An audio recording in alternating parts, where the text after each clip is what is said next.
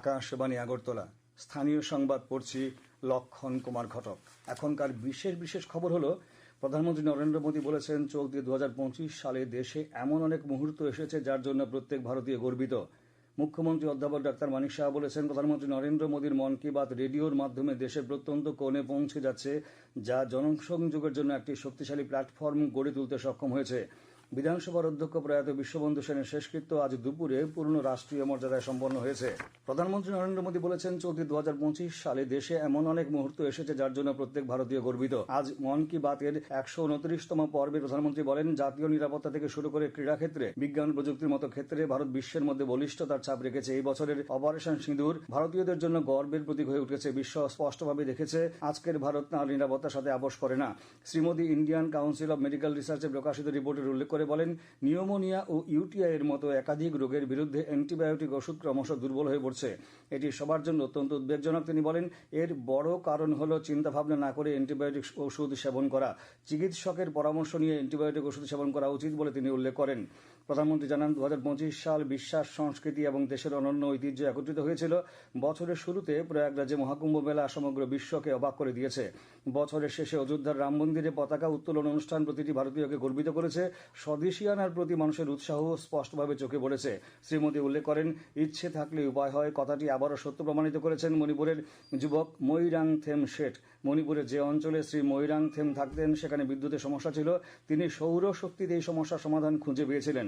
শ্রী মৈরাংথেম সৌর প্যানেল স্থাপনের জন্য এক অভিযান শুরু করেছিলেন। এর ফলে ওই এলাকার শত শত বাড়িতে সৌরশক্তি পৌঁছেছে। শ্রী মোদী জানান, প্রধানমন্ত্রী সূর্যঘর মুফত বিজলি যোজনার আওতায় সরকার প্রতিটি সুবিধাভোগী পরিবারকে সৌর প্যানেল স্থাপনের জন্য প্রায় ৭৫,০০০ থেকে ৮০,০০০ টাকা প্রদান করছে।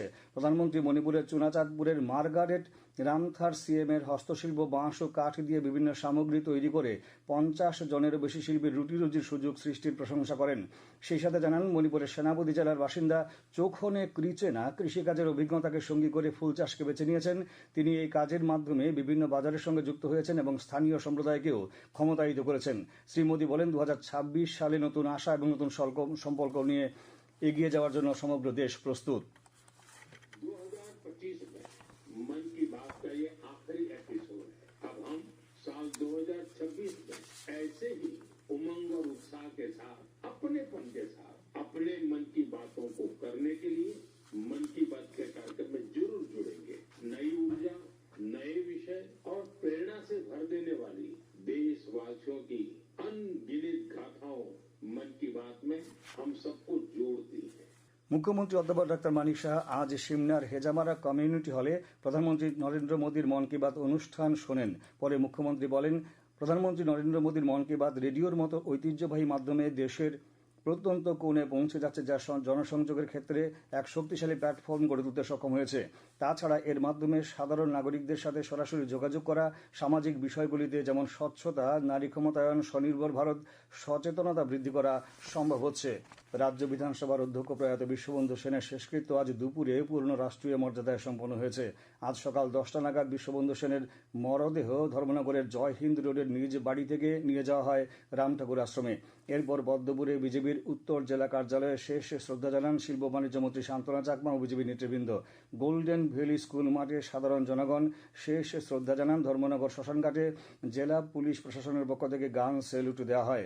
উপস্থিত ছিলেন মন্ত্রী শান্তনা চাকমা, বিধানসভার মুখ্য সচেতক কল্যাণী রায়, বিধায়ক বিনয়ভূষণ দাস ও যাদবলাল নাথ, জেলা শাসক চাঁদনী চন্দ্রন, ভারপ্রাপ্ত পুলিশ সুপার সুধাম্বিকা আর, বিজেপি উত্তর জেলা সভাপতি কাজল দাস প্রমুখ। 2025 যেন ভারতে বিকাশ অভিযাত্রার নতুন দিগন্ত উন্মোচনের ঠিকানা লেখার সময়। রেলপথ থেকে সড়ক, অসামরিক বিমান পরিবহন থেকে সামুদ্রিক নিরাপত্তা, সব দিকেই পরিকাঠামো বিকাশে দুনিয়াকে চমকে দিয়েছে ভারত।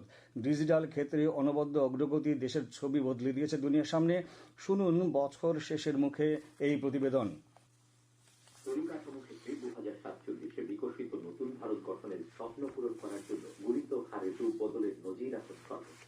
প্রতিটি পরিষেবা ক্ষেত্রে 140 কোটির বেশি ভারতবাসীর সুবিধায়নের জন্য দূরের সীমান্ত এলাকা থেকে দেশের বৃহত্তম নগর ব্যবস্থাপনায় শক্ত পরিকাঠামোর প্রতিশ্রুতি পূরণের ছবি দৃশ্যমান। এর আওতায় যোগাযোগ হয়েছে গভীর ও নিবিড়, দূরকে আনা হয়েছে আরো কাছে, প্রত্যাশার ভিত্তি হয়েছে মজবুত। উত্তর পূর্বের মিজোরাম থেকে আসাম কি ত্রিপুরা রেল যোগাযোগ, পণ্য পরিবহনের পথ, কৃষিতে স্থানীয় উৎপাদন, আধ্যাত্মিক পরিকাঠামো নির্মাণ, প্রধানমন্ত্রী নরেন্দ্র মোদীর ব্যক্তিগত আন্তরিক নজরদারিতে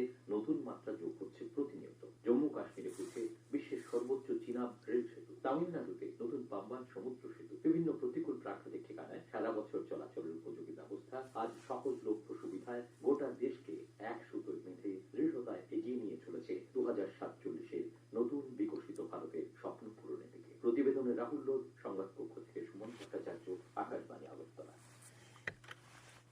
মুখ্যমন্ত্রী অধ্যাপক ডক্টর মানিক সাহা রাজ্যের সার্বিক উন্নয়নে প্রবাসী ত্রিপুরাবাসীদের সহযোগিতা ও অংশগ্রহণের উপর গুরুত্ব আরোপ করেছেন। আজ আগরতলায় একটি বেসরকারি হোটেলে প্রবাসী ত্রিপুরাবাসী সামিটে অংশগ্রহণ করে একথা বলেন তিনি। প্রবাসী ত্রিপুরাবাসীদের উদ্দেশ্যে মুখ্যমন্ত্রী বলেন, নতুন ত্রিপুরা গড়ার স্বপ্ন বাস্তবায়িত করতে বড় কাণ্ডারি হচ্ছেন আপনারা।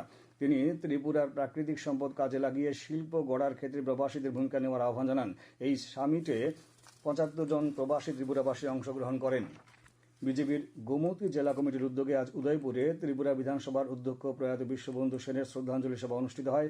বিজেপির জেলা কার্যালয়ে অনুষ্ঠিত সভায় প্রয়াতের প্রতিকৃতিতে মাল্যদান ও 1 মিনিট নীরবতা পালন করা হয়। উপস্থিত ছিলেন বিধায়ক রামপদ জমাতিয়া, অভিষেক দেবরায়, জিতেন্দ্র মজুমদার, জেলা সভানেত্রী সবিতা নাগ প্রমুখ। দেশের ভূতপূর্ব প্রধানমন্ত্রী ভারতরত্ন অটল বিহারী বাজপেয়ীর 101তম জন্মবার্ষিকী উপলক্ষে আজ বিজেপির চণ্ডীপুর মন্ডল কমিটির উদ্যোগে অনুষ্ঠিত হয় অটল স্মৃতি সম্মেলন। কৈলাসহরের ছন তৈল স্কুল মাঠে আয়োজিত এই কর্মসূচির আনুষ্ঠানিক উদ্বোধন করেন সমাজ কল্যাণ সমাজশিক্ষামন্ত্রী টিঙ্কু রায়। অনুষ্ঠানে বিজেপির জেলা সভাপতি বিমল কর, মন্ডল সভাপতি পিন্টু ঘোষ, চণ্ডীপুর পঞ্চায়েত সমিতি চেয়ারপারসন শম্পা দাস পাল প্রমুখ উপস্থিত ছিলেন। সম্মেলনের শুরুতে রাজ্য বিধানসভার অধ্যক্ষ প্রসদ্য প্রয়াত বিশ্ববন্ধু সেনের স্মৃতির প্রতি শ্রদ্ধা জানিয়ে 1 মিনিট নীরবতা পালন করা হয়। গোমতী জেলায় বাগমায় আজ ত্রিপুরা সভাসুন্দর উন্নয়ন সমিতির 10ম রাজ্য সম্মেলন অনুষ্ঠিত হয়। এই উপলক্ষে সমাবেশে প্রাক্তন মুখ্যমন্ত্রী মানিক সরকার কেন্দ্রের জনবিরোধী নীতির সমালোচনা করেন। সমাবেশে উপস্থিত ছিলেন বিধায়ক সুদীপ সরকার, প্রাক্তন মন্ত্রী রতন ভৌমিক প্রমুখ। স্থানীয় সংবাদ আজকের মতো এখানেই শেষ হলো। পরবর্তী বাংলা স্থানীয় সংবাদ প্রচারিত হবে আগামীকাল সকাল 7টা বেজে 35 মিনিটে।